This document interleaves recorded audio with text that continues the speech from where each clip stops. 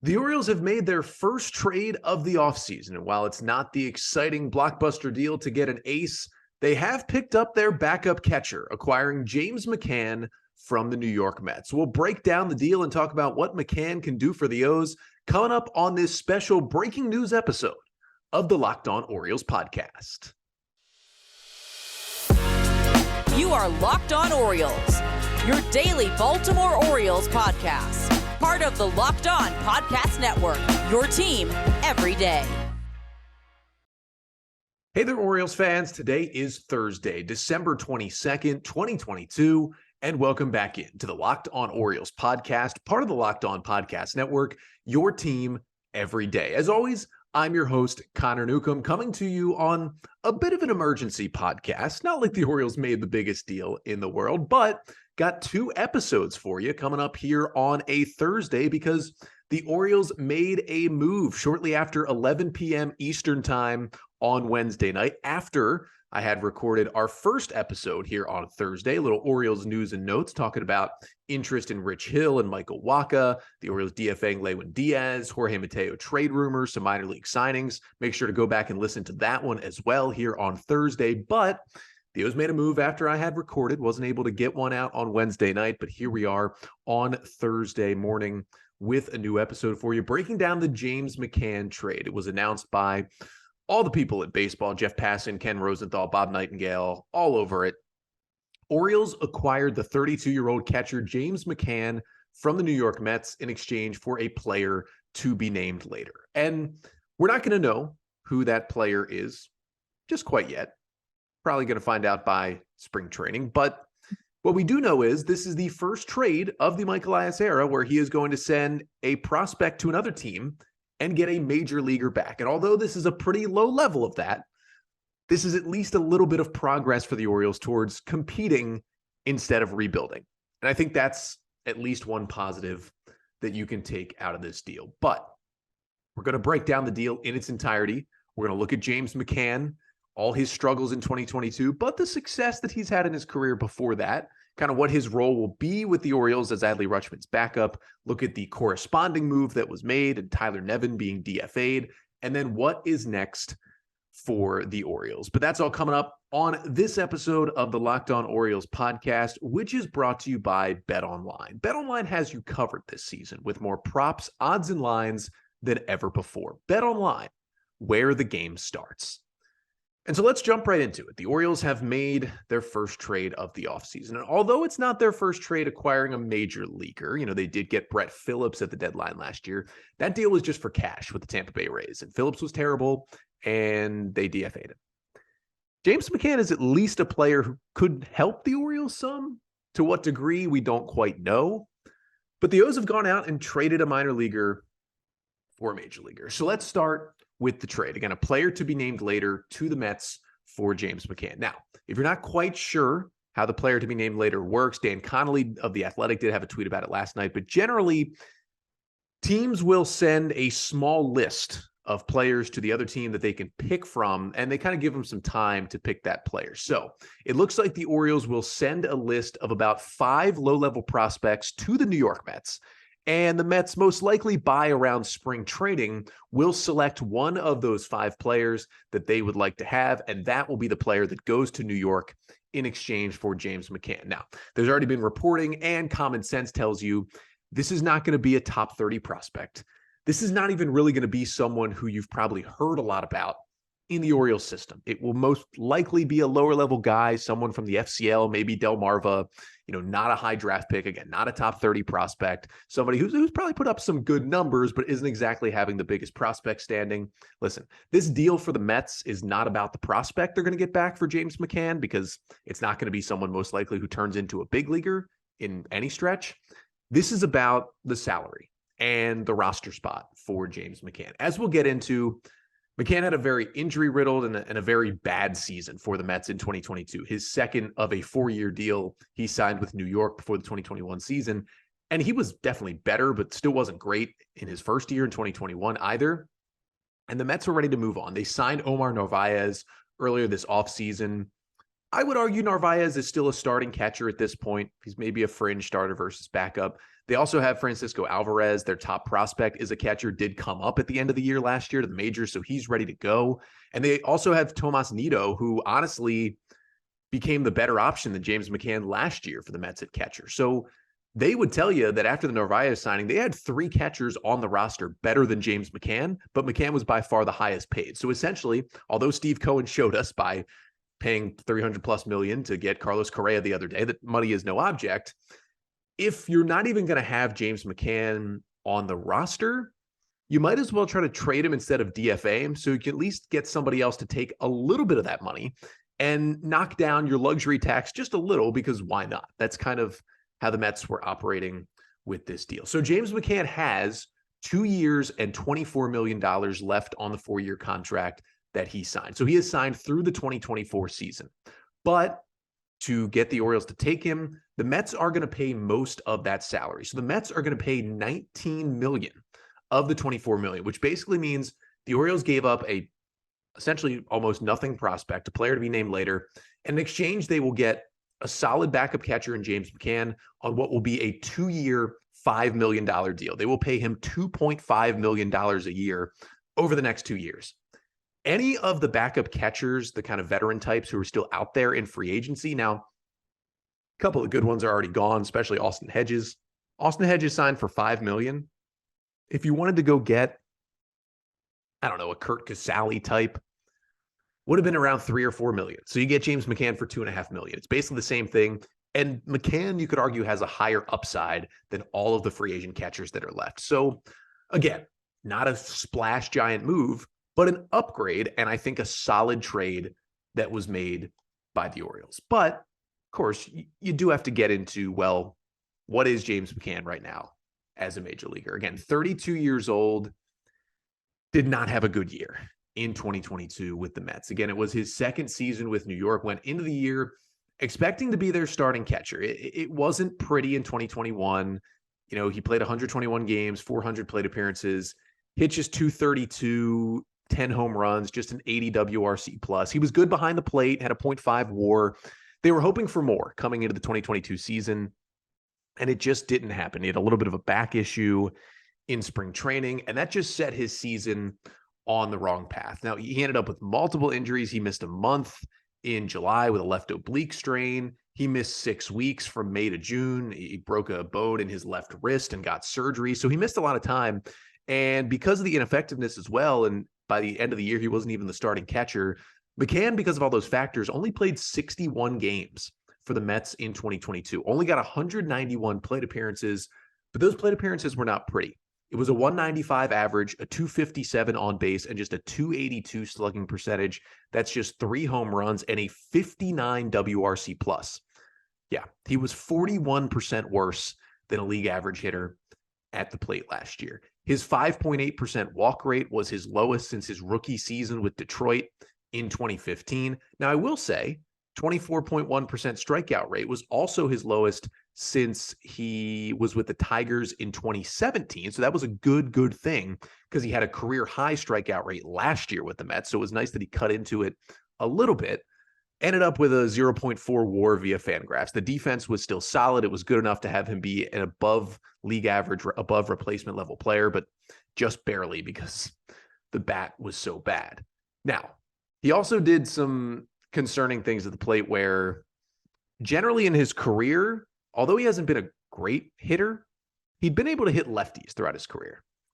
He didn't do that this year either. He hit under 100. He hit .092 against left-handed pitching. Now, on the flip side, he hit .257 against righties, which is better than he usually does, but he literally could not hit a left-handed pitcher. He's always been able to hit fastballs in his career. He hit barely 200 on fastballs this year. That was a big issue as well. So basically all of the offensive stats, they went down. But again, couple of positives. Again, that lowest strikeout rate since 2017. Most of baseball strikeout rates rising. Good to see his falling. That's something you can work with. And he got unlucky. His .244 BABIP, that's the batting average on balls in play, by far the lowest of his career. Generally, anything below about .270 means you got a little unlucky. He was down at .244. And the expected stats show that via StatCast. So although he hit 195, in terms of how hard he hit the ball, how well he hit the ball, his barrels, his expected batting average via StatCast was 244. Again, that is 49 points higher than his actual batting average, which means he was really, really unlucky. He slugged only 282. Expected slugging percentage was 404. He should have been a much better hitter. Now, would he have still been a good hitter? I mean, at best, he could have gotten himself to near league average. So it's not like we're talking about an amazing hitter if things go his way, but he was not as bad as some of the surface stats show this year. And that difference between his batting average of 195 and his expected batting average of 244 was the 10th largest difference for any player in Major League Baseball in 2022. So he was one of the most unluckiest hitters in all of baseball, kind of up there with how unlucky Ryan Mountcastle was this season. So just something to think about when you look at the bad offensive numbers. And the other thing about McCann is, yeah, it wasn't great in 2021. It was bad in 22. But before he signed with the Mets, he was with Detroit, came up in 2014. He was a second round pick of the Tigers back in 2011. And he was a solid catcher with the Tigers for a while. His offense was never league average. His best year with Detroit was 2017, had a 94 WRC plus, hit a career high 13 homers to that point, hit 253.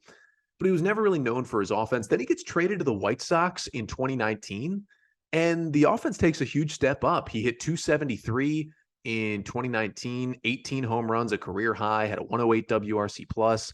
Then he was dominant in the 2020 shortened season with the White Sox, had a 141 WRC plus that year, did only play in 31 games, but he hit 289, a career high. And that's why the Mets gave him that 4-year contract in free agency after 2020, because he'd been so good in his 2 years with the White Sox. So I think maybe not that bat is still in there, but he has the ability to at least hit a little bit. I mean, yeah, he got a little lucky with his BABIP that we talked about in 2019 and 2020, but he was mashing lefties, he was mashing fastballs. He showed that there's something in that bat in those couple of seasons. Is he going to do that again? Probably not, but I think almost certainly he's going to be better at the plate than he was last season. And defensively, you're getting a good defensive catcher. According to StatCast, he's in the 62nd percentile in terms of pitch framing behind the plate. Now, is that elite? No, it's not anywhere close to what Adley Rutschman does back there, but again, he's going to be Adley's backup. You're not getting him to be a starting catcher. He's not playing every day. And when you compare it to Robinson Chirinos, who was quite literally, per the stats, the worst framing catcher in all of baseball last year, you are certainly upgrading. He had 2 defensive runs saved, according to Fangraphs. And across his career, he's been not an elite, but a good pitch framer, good at handling a staff, good at blocking pitches. Now, the one knock on his game, not a good throwing arm. He is in the 14th percentile in terms of his pop time behind home plate. That's the time it takes from when you catch the pitch for the ball to get down to second base on a throw. So that is not what you want. However, if he's a good framer, it still works because, listen, he is a backup catcher. He's not being brought in to be their starter. So let's talk a little bit more about that. What will it look like for James McCann being the backup catcher to Adley Rutschman? What is his role going to be with the Orioles next year and potentially the year after that as well? We will get to all that coming up next. But first, let's talk about this. Did you know that driving high is considered driving under the influence? That's right. Driving under the influence of marijuana is against the law in every state, even in states where marijuana is legal. That means driving high could get you a DUI.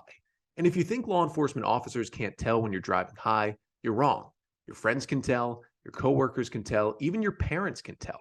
Everyone can tell. So what makes you think that law enforcement officers don't know when you're driving high? Driving under the influence of marijuana can slow your response time and change how you perceive time and speed. So even if you think you're fine to drive when you're high, you're not. Because the bottom line is, if you feel different, you drive different. And driving high is driving under the influence. So remember, drive high, get a DUI. Paid for by NHTSA.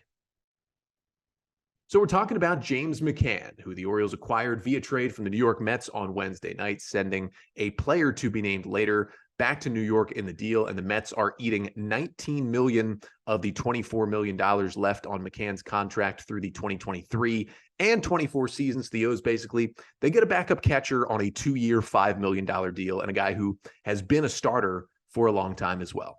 Not really a bad deal. So you look at the Orioles roster at this point.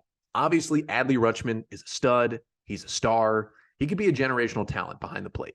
He is your starting catcher. The O's needed a backup. They get James McCann. He is the backup catcher for the Orioles. Now, I know Bob Nightingale had tweeted out on Wednesday night that McCann expects to play about 80 games. I would guess it looks more like 65, maybe to 70 games that he would play this year. Again, he played 61 with the Mets. That was mostly because of injury. If he's going to be Adley's backup, he's going to play a solid amount. He's going to be in the lineup at least 2 times a week, potentially more. Adley's going to get at least 1 day off and maybe 2 days off per week. You want to save guys' knees. We've been through this process before. Everyone complaining about Adley doesn't play enough. He basically plays slightly below the rate that JT Realmuto plays, the best catcher in baseball, who plays the most in baseball. And Adley's rate by the end of the season was just slightly below how often Realmuto plays. He generally plays as much as any other good catcher does in MLB. So you need a backup, especially on day games after night games and just in general, to give Adley a break. And that is what James McCann is going to do. And the other thing is, I get that his offense was terrible. I mean, Mets fans are like, oh, good luck with that offense. Yeah, we know he couldn't hit. He could hit when he was with the White Sox. He could hit a little bit with Detroit. He hasn't hit with the Mets. That's fine. He's still an upgrade over Robinson Chirinos. So, I mean, listen, McCann hit 195 last year. Chirinos hit 179. Their WRC plus was essentially the same because Chirinos showed a little bit more power. But I mean, Robinson Chirinos, a 31% strikeout rate. James McCann at 24%. So at the very least, he's going to put the ball in play a little bit more. And McCann was so injured. Chirinos was healthy the whole year and did that. McCann had 3 different injuries last season that I'm sure caused some of those stats to be the lowest of his career at the plate. I mean, an oblique injury and a wrist injury, not exactly 2 good things, especially for a catcher. And he had a back injury as well.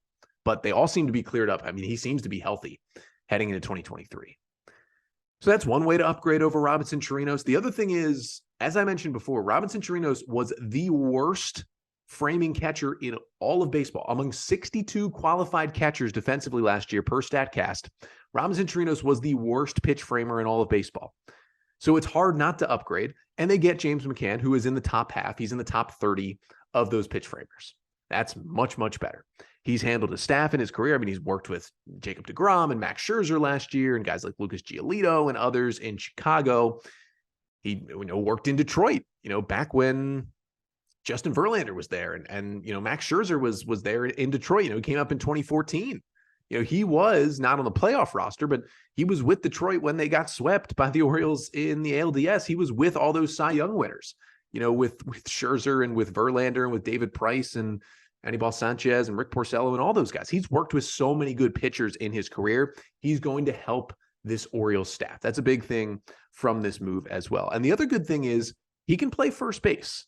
He has played 60 innings at first base over the last 2 years with the Mets. It's not a lot, but he's fine out there. And what the Orioles didn't really have on this roster, which I talked about actually on our first episode today, if you want to go check that one out, is that they still don't kind of have that backup first baseman to Ryan Mountcastle. Of course, they had Mountcastle and Mancini on the roster most of last year. They traded Mancini. They had Tyler Nevin still around. They added Jesus Aguilar at the end of the year. They kind of always had that option at first base. But they also had worked out Anthony Santander and Taron Vavra at first. Adley Rutschman played some first base in college and in the minors as well. So they had kind of that emergency option behind Mountcastle. But now you have a guy in McCann who has actually played some first base in the big leagues on the roster. So if Mountcastle gets hurt during the middle of the game, or you're facing a lefty and you really need to give Mountcastle a day off, or whatever it may be, James McCann can go play first base and he'll still be solid over there defensively. Like, you won't lose this crazy amount where you have a guy over there who doesn't know what he's doing. So that's the other thing, because, the Orioles DFA'd Lewin Diaz to make room for Michael Givens yesterday. There goes a first base option. As we'll talk about in a bit, they DFA'd Tyler Nevin for this move. That's another first base option. And really the only other guy is Franchi Cordero, who's on a minor league deal. He's not even on the 40-man roster at this point. So you didn't really have that backup first baseman. McCann gives you a sense where he's on the roster to be your backup catcher, but he can be that emergency first baseman if you need it. And that just helps the roster a little bit more as well. Now, We heard guys like Ken Rosenthal on Wednesday night talk about how, McCann could be more than just a backup catcher. He could DH some for the Orioles, play a little first base, and generally be in the lineup more than just on Sundays to relieve Adley. I think that will happen. And the one thing you can look at is, although McCann was terrible against lefties last year, it was only in about 70 plate appearances just because of all the injuries that he had. But in general, in his career, he's been a good hitter. He's been able to hit lefties throughout his career. He has a career 110 WRC plus against left-handers. And specifically when his offense was really good in Chicago in 2019 and 2020, he was so good because he dominated lefties. Had a 130 WRC plus against lefties in 2019 and had a 234 WRC plus against lefties in 2020 with the White Sox. He's shown he can hit lefties. He hit over 300 against fastballs those years. He's a guy who can still barrel up the baseball at times and can hit a lefty. And for the Orioles, a team that was 24th in baseball against left-handed pitching last year as an option, 24th in baseball, just a 90 WRC plus. They really struggled against lefties. This is a guy who historically in his career has hit lefties well. That is going to, even if it's marginally, it's going to help the Orioles offense moving forward. So again, I get that James McCann is not the sexiest pickup, but your backup catcher is never going to be the sexiest pickup. They weren't going to get Wilson Contreras or even like Gary Sanchez to be their backup catcher. The Orioles wanted a solid veteran defender who can hit a little better than Robinson Chirinos. And that's what they got. And it continues their trend of kind of the marginal upgrades of the offseason. We've talked about it. They wanted to upgrade on Jordan Lyles. They got Kyle Gibson. That's a small upgrade and that veteran presence. They wanted to upgrade on Rougned Odor. They got Adam Frazier. Small upgrade on that veteran presence. They wanted another veteran in the bullpen, Michael Givens. He's not amazing anymore, but he's good. Small upgrade in the bullpen. Robinson Chirinos was a good leader. Couldn't hit, couldn't field. Let's get an upgrade there. You get James McCann. He can field. He can hit a little bit better, and he's still that veteran leader. There's your marginal upgrade. So it's been 4 additions to the Major League roster with veterans this offseason, and they've all been kind of marginal additions on the edges. You haven't seen that big splash signing. We haven't seen any kind of big trade to really fully upgrade the middle part of the Orioles roster, but at least they're adding on the margins and they haven't subtracted from the roster at all. They've upgraded in all of those spots. Again, as I talked about at the top, it's Elias's first prospect for big leaguer trade, which I think is a small step forward, as are all these moves this offseason. Small steps forward for the Orioles. I would love for them to make a big step forward. It might still happen with a trade for a starter, but it doesn't feel like it's going to. So at least they're doing this. It's still disappointing overall the offseason, but this move in a vacuum is completely fine. It's completely fine. You're getting a solid veteran backup catcher who's been a starting catcher for the last, 6-7 years, and is still only 32, and you're getting him on a 2-year, $5 million deal. And all you had to do was give up $5 million and basically a nothing prospect on the player to be named later. That's it. That's a good deal by the Orioles. And again, as I put on the Locked On Orioles Twitter account on Wednesday night, it's not amazing, but it's a win. Not a big win, but it's a win for the Orioles. And at least small wins hopefully will add up to more actual wins on the field next year. And if James McCann is bad, like he's as bad as he was with the Mets last year, but he's healthy and it's over a full season, you can just DFA him. He's not costing you big money. You don't have really any ties to him. You have Adley Rutschman, a generational talent, as your starting catcher. You're not relying on McCann. He's just your backup. He's really bad. DFA him. Bring up Anthony Benboom. Bring up Mark Colesbury.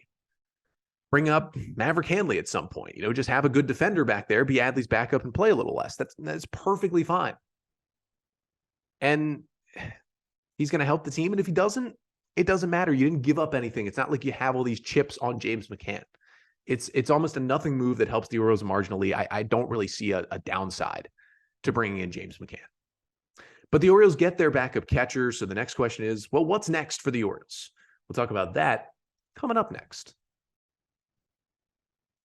So the O's have gotten their backup catcher in James McCann. They've gotten their starting pitcher upgrade. They got their second base upgrade. They got their veteran reliever, McCann, Givens, Gibson, and Frazier. So I guess this comes to the point of what's next for the Orioles.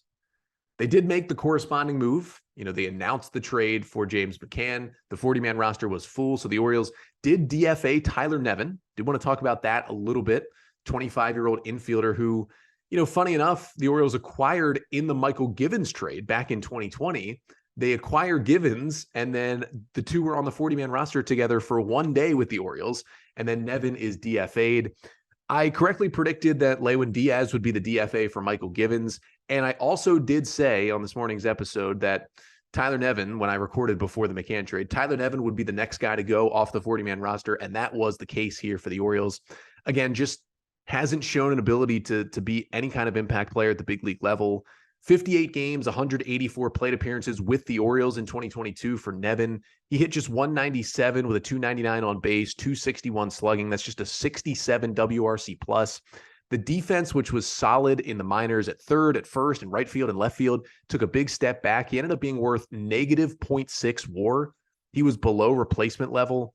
He just was not good. 25% K rate. I mean, his 11% walk rate is good, but he only hit 2 homers. He didn't hit for any of the power that he had flashed sometimes in the minors. And again, he's a player who's too good for AAA. In 191 AAA plate appearances this year, he had a 130 WRC plus. Tyler Nevin basically is a 4A player at this point. Too good for AAA, but hasn't shown he's good enough to be in the big leagues yet. And with all the infielders on this Orioles roster and all the ones ready to come up soon as well, it just didn't make sense to have Tyler Nevin around.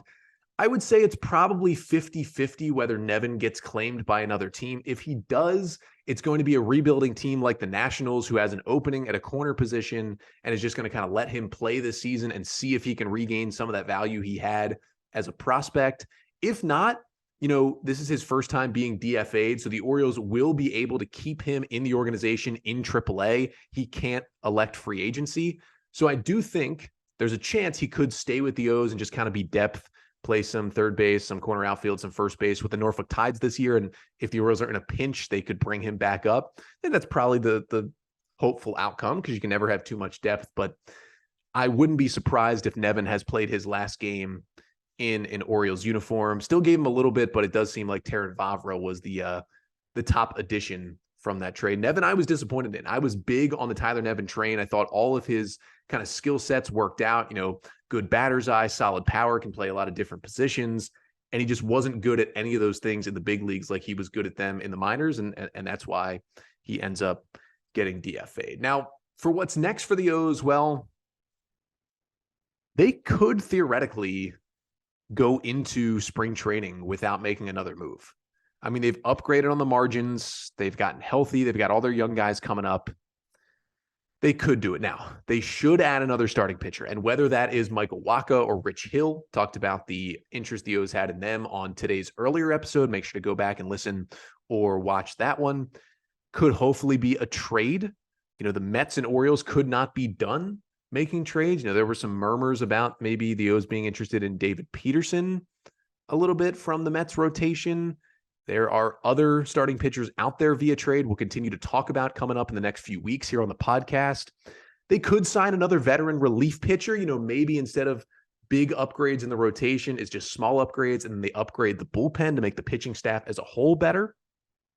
And I still think they could use another bat. I think kind of a left-handed bat, first base / corner outfield / DH type, but even it's a right-handed bat. I think they just need another thumper with power in this lineup that they should add. Not a whole lot of options left in free agency, but maybe a trade there could happen as well. Those are all things that could get done for the Orioles. And I would say next up on the DFA list, probably Bruce Zimmerman, maybe Spencer Watkins, maybe Joey Crable or Nick Vespi when the O's, or if the O's do make another move. But I would say at this point, they still need a bat. They still need a starting pitcher. They could go into spring training like this, but it would be disappointing. Hopefully, with all the prospects they've got, the ability to trade, there will be a bigger trade coming up than this James McCann one. But at the end of the day, this James McCann trade didn't cost much, and it helps the Orioles moving forward. But that, I think, will do it for the week. Thought when I recorded on Wednesday evening that would be it for the week, but the Orioles made a trade. So unless the O's make another big trade or a big signing this weekend, I'll be back on Monday with another episode of the Locked On Orioles podcast. We'll look at the Orioles roster a little further and dive into those Jorge Mateo rumors that teams are calling about trading for Jorge Mateo. We'll talk about if the O's should do it and what they would need to ask for in return to make that deal. But that's all coming up on Monday's episode of the pod. Until then, I'm Connor Newcomb. And this has been the Locked On Orioles podcast, part of the Locked On Podcast Network. Your team every day.